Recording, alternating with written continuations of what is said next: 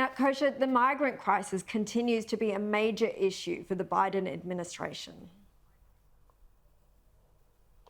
It absolutely is. I mean, this issue alongside inflation, Caroline, is the one where he has been massively underwater, and the poll numbers continue to plummet. Something like 70% of Americans polled in the Real Clear Politics average poll disapprove of his handling of the border.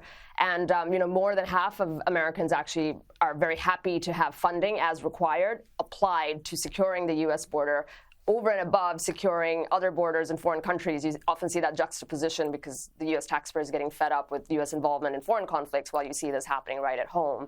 And the reason for that is there's, I think, three main layers. So one is national security. We don't know who is coming in, and there's no way it would even be possible to vet every single person in this when you see this magnitude of people coming in. The second is a practicality. You just cannot govern a country when there's a complete open border.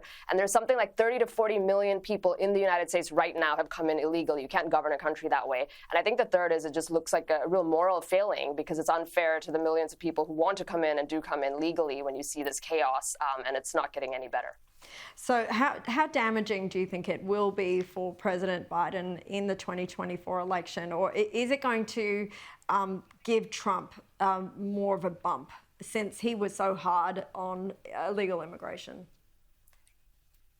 I mean, based on those polling figures that I mentioned and just the video that we see, the footage that you're showing in the era of social media, everybody sees this. It would normally be very damaging because, like, one of the fundamental roles of any government is securing the border and keeping the homeland safe. And this, is an abject failure at that.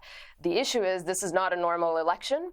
As you know, and we cover all the time, there's so much else going on between the legal peril that Trump is in and just the dynamics at play and the mechanics of how the election is run. So when in an old world an issue might have made a difference, I can't even say that right now just because the entire system, the way the election is conducted has kind of been turned upside down.